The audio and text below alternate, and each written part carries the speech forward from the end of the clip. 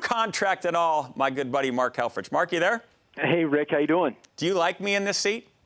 I love you in that seat. Don't you think I look like a guy who... Rich recovering from the 40-yard dash, or is he a little vacation after that? I'm told the authorities have been contacted. They're coming now, so we'll have to talk quickly. But I'm excited for Marcus Mariota. Have you spoken to him since he got back from the Combine?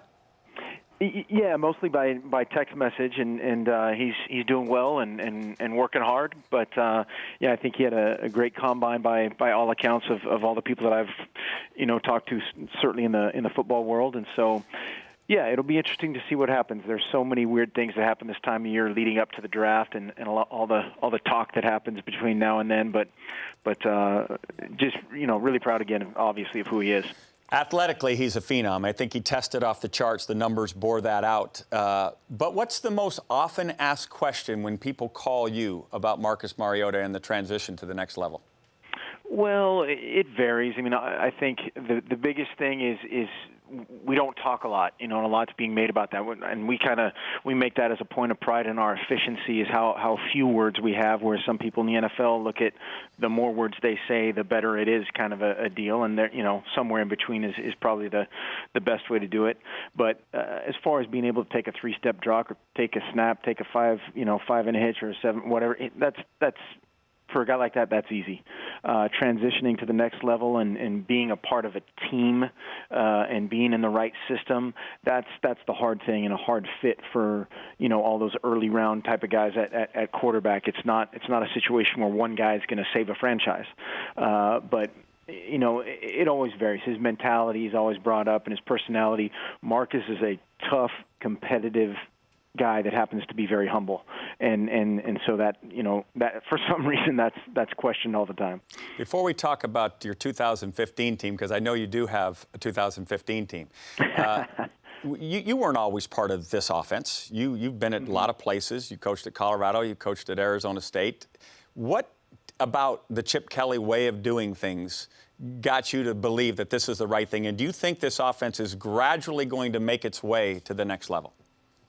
Well, I think there's a lot of variations of quote unquote spread or no huddle, and all those variations are based on the coach's strengths or the coach's background. And we have elements of option, we have elements of West Coast, we have elements of our passing game would fit into any other NFL franchise's playbook very easily, and that's where I think a lot is being made of that he's going to have this drastic, huge learning curve to the NFL from a schematic standpoint. I don't think that is true. Dirk Cutter, who's the offensive coordinator at Tampa now, has a huge background that I have been fortunate enough to learn from for many years, and there's a bunch of stuff in our offense and that'll marry up well, but. As far as going fast and all those things, everybody at some point will want to do that in some form or fashion. But there's also people that are diehard at what they do, and more power to them. Without telling us what was said, have you and Dirk Cutter talked about Marcus Mariota? We have, and I think you could say obviously what I know what you're going to say. Yeah. I know Yeah. exactly what you're going to say. I would have said the same things. I would have loved. Marcus Mariota was in my camp. I don't know if you knew that as a sophomore, absolutely. But brilliant savant coach that I am, I decided no way can he play, right? But there were a couple people like that. There were a couple people in high school that are, it's always funny, again, the guru status people out there that told Marcus when he was in high school that there's no way he could play quarterback in college. Not very many people are aware he did not play much in high school. He only was the starter his senior year, and you found him, right? Well, yeah, we were watching film with the other kid and kind of said, wait, the film looks different when when this other guy's in, and he's one of those guys that just jumps out. Have you heard the comments by Bruce Arians, the head coach of the Arizona Cardinals, talking about the fact that he hasn't called a play means that that's not leadership? What was your reaction to that?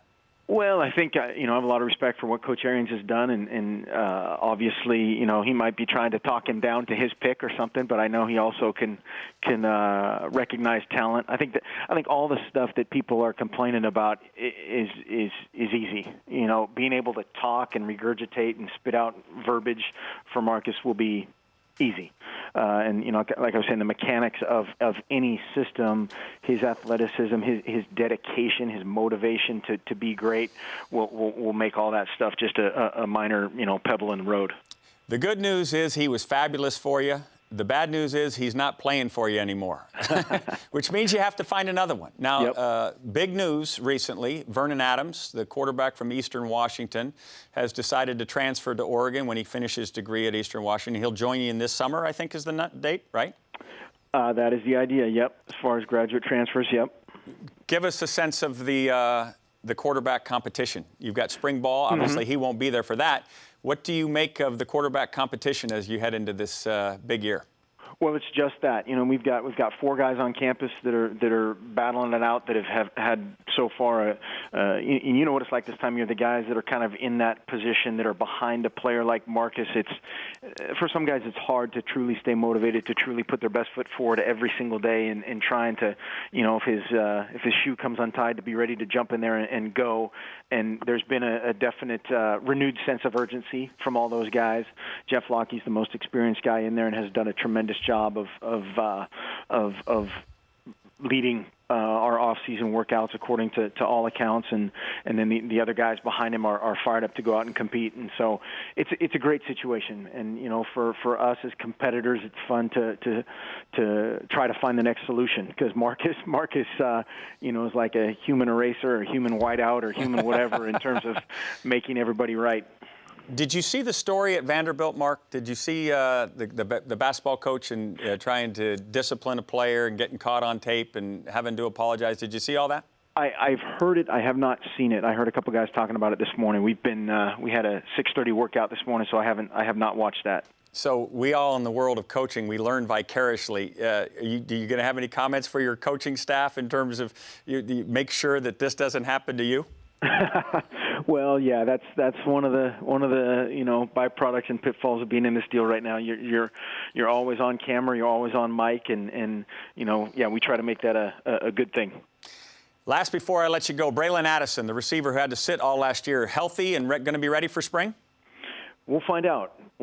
Yeah, he's headed that direction, and unfortunately, we had a few guys get nicked and dinged this year. But he's a guy that would certainly add to that mix. We've got a couple of young guys on campus that are really exciting to see them, that are either mid-year guys or early enrollees from last year that are they're just kind of chomping at the bit, ready for their turn. We wish you nothing but the best. Congratulations on an unbelievable start to your career and on the new deal. Go Ducks in 2015. All right, Rick, appreciate it. Thanks, Mark. The Rich Eisen Show, weekdays at noon Eastern. On Audience.